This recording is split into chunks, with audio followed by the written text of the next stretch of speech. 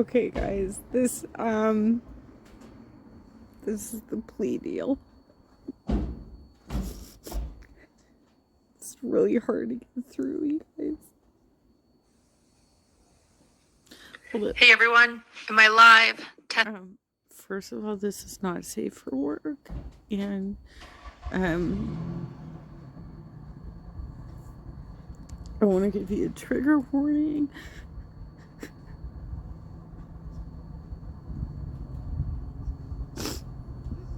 Some pretty disturbing abuse is described in the court documents. This is pretty hard. So if you can't, which obviously I can't, I'm having a hard time getting through it. Just be ready for it. It's bad, you guys. Testing, 1, 2, testing. Thanks for being with me again today. This is the second live I've done. We've also now posted the full court video from earlier today when Ruby Franke pleaded guilty to child abuse. She took a plea deal, but part of that plea deal is pleading guilty to some horrendous actions, horrendous things she did to her own children. So I'm going to preface this live with a trigger warning. I'm going to read the documents. So we have the full documents, the full plea deal. Her pleading guilty to child abuse of her own 2 children, RF and EF. And I'm going to read it in full. I'm not going to censor it. The details are difficult, so that's a warning. Yeah. So here we go. Again, this is so you can find the full docs to read for yourself. And I gotta give her credit because I don't know how she got through this with a straight face. On Hidden True Crime, Facebook.com/Hidden True Crime or Patreon.com/Hidden True Crime. I will pull them up and we will read them together. Here we go. I have read the copy and information against me. I have read it or have read it to me, and I understand the nature and the elements of the crimes to which I am pleading guilty. In other words, Ruby Franke pleading guilty to abusing her own children.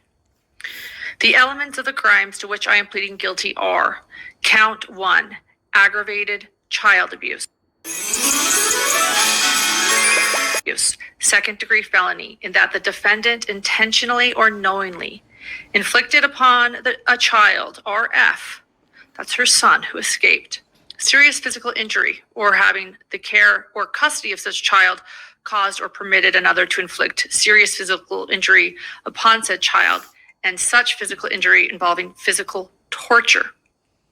Count 3, aggravated child abuse, a second-degree felony, in that the defendant intentionally or knowingly inflicted upon a child, RF, serious physical injury, or having the care or custody of such child caused or permitted another to inflict serious physical injury upon said child, and such serious physical injury included conduct toward the child that caused severe emotional harm.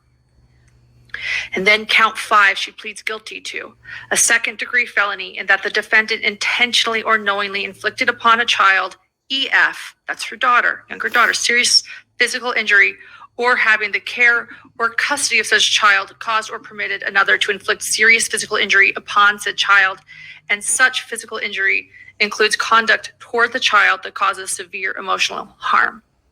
And just to, remind people like where we are in this. The whole reason that this was found out is because her son, her 12-year-old son, Russell Franke, they call them RF and EF, Eve and Russell. Russell was able to break through his bondage, get through a window, and go to a neighbor and ask the neighbor to call 911. And then the paramedics and the sheriff were able to get out there and save his sister from being tied down to the floor on the basement of Jody's house as well. And these are additional details that we're learning about right now. Count 6, aggravated child abuse, a second-degree felony, in that the defendant intentionally or knowingly inflicted upon a child, EF, serious physical injury, or having the care or custody of such child caused or permitted another to inflict serious physical injury upon said child. And such physical injury included a combination of 2 or more physical injuries inflicted by the same person, either at the same time or on different occasions. I understand that by pleading guilty, I will be admitting that I committed the crimes listed above. I stipulate and agree that the following facts describe my conduct. I just want to remind everybody, too, that it was described earlier that she walked into the courtroom smiling at her family. She walked into the courtroom smiling at her family. And the conduct of other persons for which I am criminally liable. These facts provide a base for the court to accept my guilty plea and prove the elements of the crimes to which I am pleading guilty. From approximately May 22nd, 2023 until August 30th, 2023 in Washington County, Utah, the defendant, Ruby Franke, intentionally or knowingly inflicted and allowed another adult to inflict serious physical injuries upon her children that were ages 9, EF, and 11 and 12, 11 through 12, RF, as more fully described below. Count 1. The defendant's actions involved the physical torture of RF. Initially, RF was forced to do physical tasks for hours and days at a time. These included wall sits, carrying boxes full of books up and down stairs, and working outside. Eventually, RF was forced to do outside labor without shoes and in the summer heat. He was forced to stand in the direct sunlight for several days. He was forced to remain outside at all hours.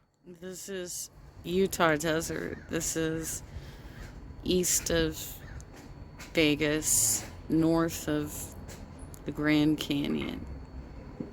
This isn't just summer heat. This is insane desert heat. Of the day and night for extended periods of time. I'm going to break for a second. So this is Lauren now. Do you remember the house that I showed you? Do you remember the lack of shade in that desert? Do you know how hot it gets there? This is just outside of Las Vegas, Nevada. About an hour and a half from Las Vegas, Nevada. Close to Death Valley. This is hot in the summer. I don't think you know your geography that well. Death Valley is in California. Okay. But this is, it's in Utah, right? Southern Utah. It is north of the Grand Canyon. It is east of Vegas and the Hoover Dam. It is in the middle of the desert. But I don't think it's helpful for you to just throw out, well, it's got to be by Death Valley. It's not by Death Valley. Death Valley's in California.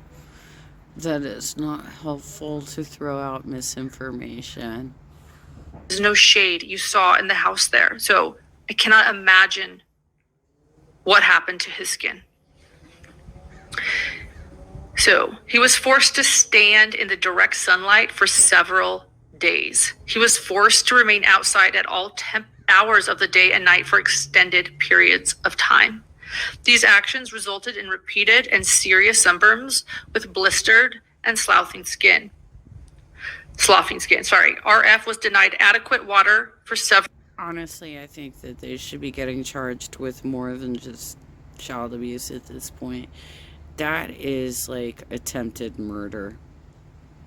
That's attempted murder, what they did to that child. I don't know if they did. Well, I would imagine they probably did it to Eve too. But that is attempted murder. That's crazy. That's fucking so nuts. So I hope they didn't Well, we're not going to find out until February 20th, you guys. Several of the days he was required to remain in the summer heat, and he was punished when he secretly consumed water. He was denied sufficient food, and when given food, he was given very plain meals, as in rice and chicken, while others in the house ate regular and more flavorful meals. He was isolated from other people and denied all forms of entertainment, including books, notebooks, and electronics. In addition, after RF attempted to run away in July, his hands and feet were regularly bound. Binding included being tied to the defendant and to weights. Many times, the binding included using... Whoa. Tied to the defendant. That's interesting, Ruby. Really? You had Russell tied to you? Just like walking around the building with you and he's tied to you? What happened when you went to the bathroom? Was that appropriate? Did you just like put your straps like on the other side of the door, close the door and do your business, and then you did the same thing for him? Or did you watch him at 12 years old doing his business on the toilet? What does that mean? That you had your son tied to you? 2 sets of handcuffs, one on RF's wrists and one on his ankles, at times with RF lying on his stomach. Ropes were used to tie the 2 sets of handcuffs together so that his arms and his lower legs... She was literally smiling at her family when she went into court this morning.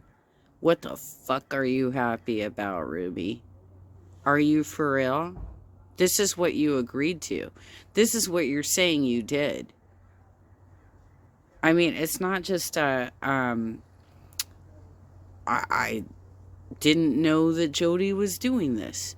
No, you said tied to the defendant. You totally knew this was happening and you were participating in it. Were lifted off of the ground. Oh my God. The bindings resulted in injuries to RF's wrists and ankles, where the handcuffs cut through the skin and damaged the muscle and tissue. These injuries were treated with homeopathic remedies and covered with duct tape. Then the bindings were placed on top of the duct tape. Yeah, they were pouring like honey and I think like cinnamon. It was like honey and cinnamon that was getting poured on these open wounds, which I mean, he's lucky he didn't have to have amputations at this point. I mean, I've never heard of anything so crazy. But, you know, there are a lot of people out there in the world who are like, oh no, I don't believe in vaccinations. I need to do everything homeopathic, right? She was beating this kid up and then pouring honey and cinnamon on his wounds. I'm glad at least that she admitted she was the one doing it. So what's she got on Jody at this point? Specific instances of abuse committed by the defendant included 1, kicking RF while wearing boots. 2, holding his head underwater.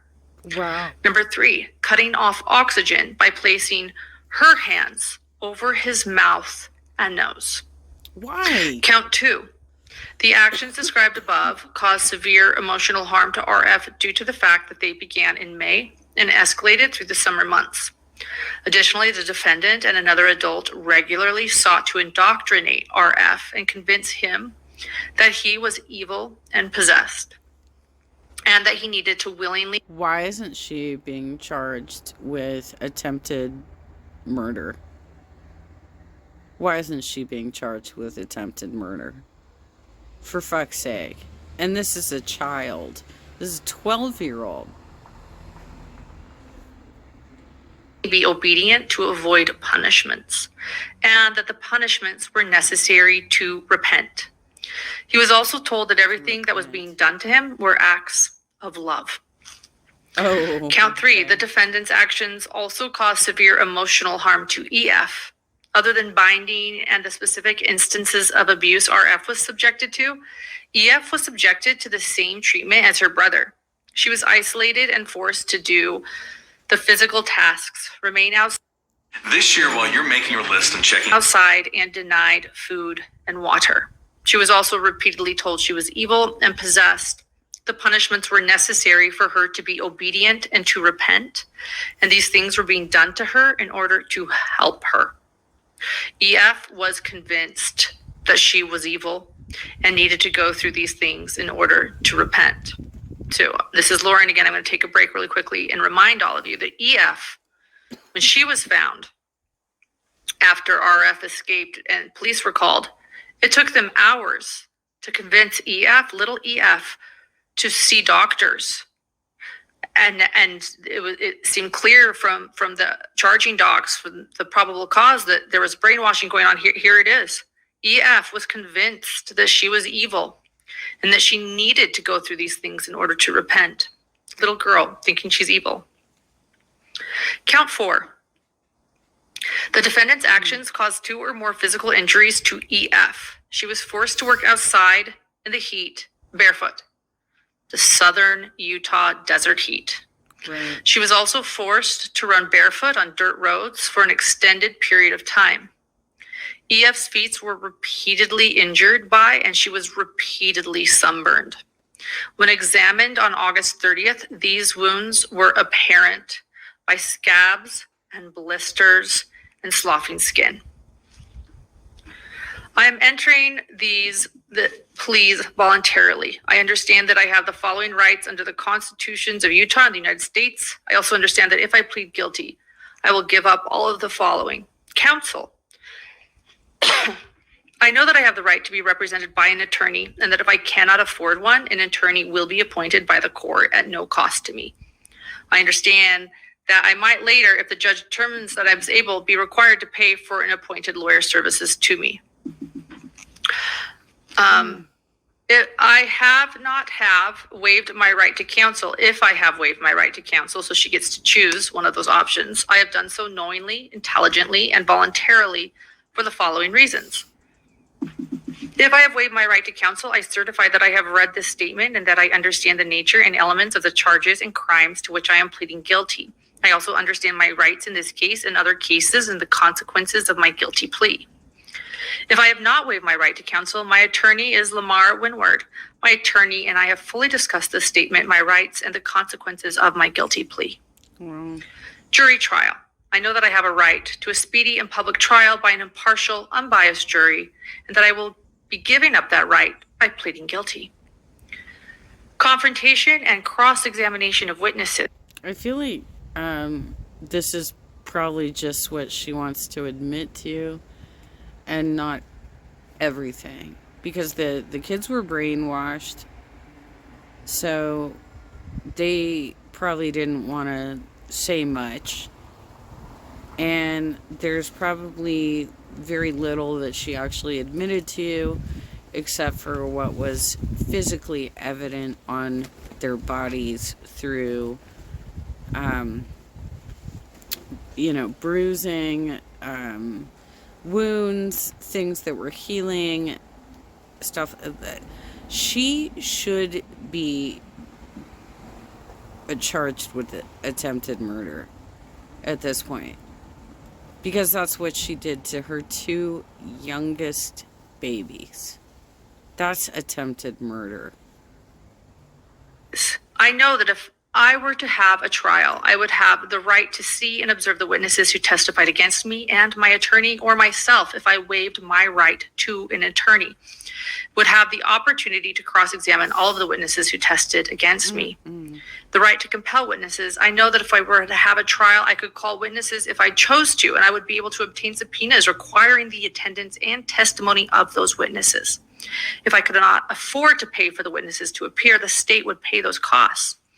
Right to testify and privilege against self-incrimination. I know that if I were to have a trial, I would have the right to testify on my own behalf. And I know that if I chose not to testify, no one could make me testify or make me give evidence against myself. I also know that if I chose to testify, the jury would be told that they could not hold my refusal to testify against me. Presumption of innocence and burden of proof. I know that if I do not plead guilty, I am presumed innocent until the state proves that I am guilty or the charged crimes.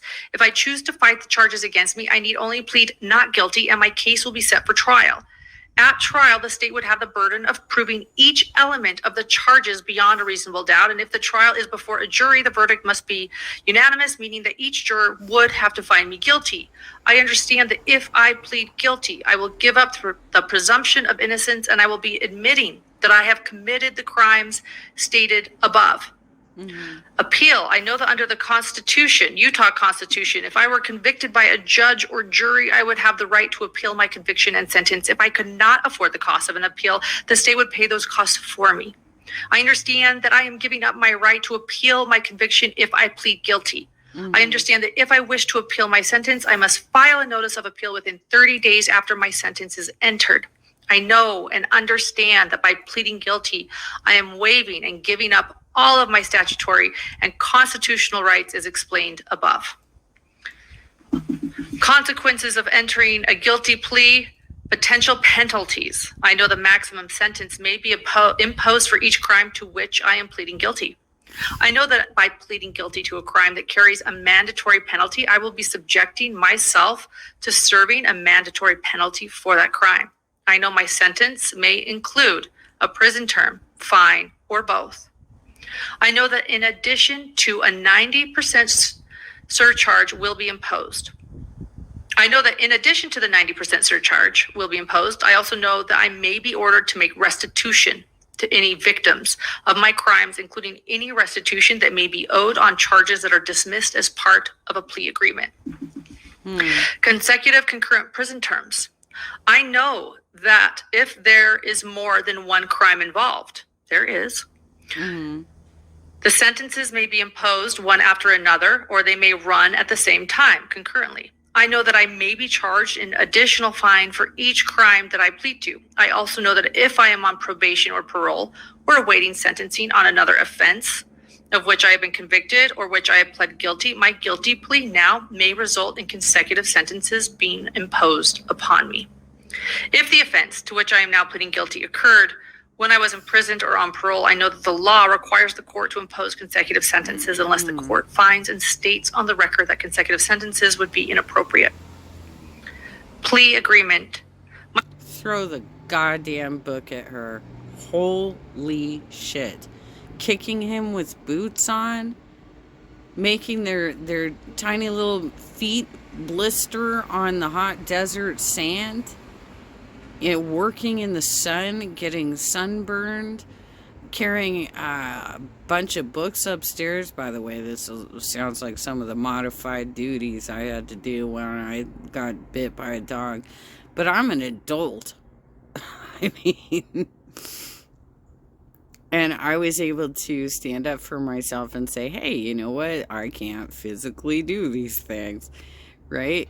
These are little kids who are just being forced to do it, and if they don't comply, they get fucking strapped down to the floor with rope and duct tape and have honey and cinnamon poured on their lacerations. She needs to, oh God, she really needs to be charged with attempted murder, because that's what it is. My guilty plea is the result of a plea agreement between myself and the prosecuting attorney. All promises, duties, and provisions of the plea agreement, if any, are fully contained in this statement, including those explained below.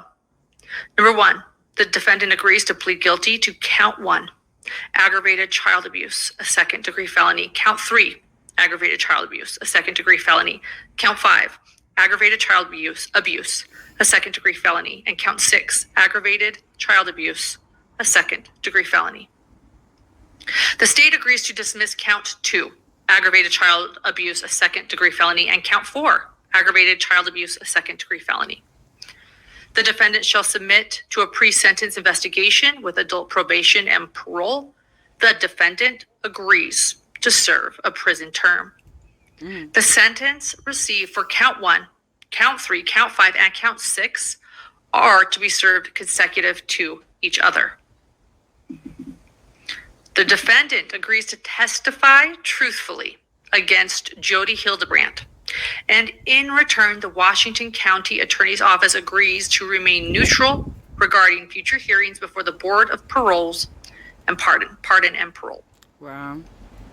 Trial judge not bound. I know that any charge or sentencing concession or recommendation of probation or suspended sentence, including the reduction of the charges for sentencing made or sought by either defense counsel or the prosecuting attorney, are not binding on the judge. I also know that any opinions they express to me as to what they believe the judge may do are not binding on the judge. Deportation. I know and have been explained to me the criminal conviction may have adverse immigration consequences. Further, I know and understand that a criminal conviction could result in my removal. My attorney has advised me that immigration law is a specialized field and that my attorney is not an immigration lawyer. Enhanced penalty. Wait a minute. Is she not a naturalized U.S. citizen? Is there some background we need here? Like, is she not a naturalized U.S. citizen, you guys? She come from, like, Canada or something? Like, what's going on here? For future convictions. I have been informed that a plea deal I am entering will result in a conviction. That it will. I have been further informed that my plea could be used in the future to... It's going to be a long... to increase the severity of future criminal offenses and or increase the severity of a sentence that I might receive for convictions of criminal offenses. She now waives her right to a preliminary hearing. I understand I have a right to a preliminary hearing at which the state of Utah would carry the burden of proof to present to the court sufficient evidence to show that there is probable cause that I committed the offenses with which I am charged, and that at the conclusion of that hearing, failure of the state to produce such evidence may lead to charges being reduced or dismissed, and that by entering in this agreement, I am waiving my right to said preliminary hearing. Acknowledgement of firearm restriction. Oh, well, of course. We'll continue down here. I am entering this plea of my own free will and choice. No forces, threats, or unlawful influence of any kind have been made to get me to plead guilty. No promises except those contained in this statement have been made to me. I have read this statement, or I have it has been read to me by my attorney, and I understand its contents and adopt each statement in it as my own. I know that I am free to change or delete anything contained in this statement, but I do not wish to make any changes because all of the statements are correct. Okay. I am satisfied with the advice and assistance of my attorney. I am 41 years old. I have attended school through the 12th grade. I can read and understand the English language. If I do not understand English, an interpreter has been provided to me. I was not under the influence of any drugs, medication, or intoxicants, which would impair my judgment when I decided to plead guilty. I am not presently under the influence of any drugs, medication, which impair my judgment. I believe myself to be a sound and discerning mind and to be mentally capable of understanding these proceedings and the consequences of my plea. Okay. I am free of any mental disease or impairment that would prevent me from understanding what I am doing and from knowingly, intelligently, and voluntarily entering my plea. I understand that if I want to withdraw my guilty plea, I must file a written motion to withdraw my plea before sentence is announced. I understand that the plea held in abeyance, a motion to withdraw from the plea agreement must be made within 30 days of pleading guilty. I will only be allowed to withdraw my plea if I show that it was not knowingly and voluntarily made. I understand that any challenge to my plea made after sentencing must be pursued under a Post-Convictions Remedy Act. Okay. Signed, Ruby, her attorney. It is hereby ordered that the defendant's guilty plea to this crime set forth the statement being accepted and entered. Wow. Oh my God. So there you go. Sentencing for Ruby Franke is February 20th. I will be there. Good. I will be in the courtroom for that sentencing. I'm bringing you the very latest. I am sorry to have read those horrendous details to you. I'm still processing them myself. That's probably just the half of it, being real. That's just what came out, you know. Clearly the two kids were living in a situation of bondage and torture for at least several months. But we know that this kind of child abuse was happening in her family for many years, right? Because we got glimpses of it on her 8 passengers videos, right? So this is just what they're coming after her for at this point. It is not necessarily everything that she's done, but what was described in those documents, to my mind, they should be going after her for attempted murder, because she was pretty close to killing those kids. I am so grateful that RF escaped and that he, in turn, also not just saved himself, but his sister. And again, if you want to see those documents in full, you can head to our Facebook page, facebook.com/hiddentruecrime, or you can head to our Patreon account, patreon.com. And why was it the 2 youngest children? Like, what was going on with her that she became more and more angry with the children that she was producing? So she had 6 kids, right? And she treated the eldest children the best. But the more children that she had, the more resentful she became. Was that something to do with Kevin? Is that how Jody got in there and was like, well, obviously you hate Kevin, so therefore Kevin should not be a part of this scenario, right? I'm very curious to hear like how they convinced Kevin to let Jody move into the house and separate the couple, and then ultimately forced him to move out of the house and have no contact with his wife or his children. What did she say, Kevin, to convince you that that was okay? What happened? This is one of the craziest cases I've seen in a long time. It's very fortunate that nobody died here, but it sounds like her youngest children were pretty close to actually dying. She should be locked up for a long ass time. She should have been prosecuted for attempted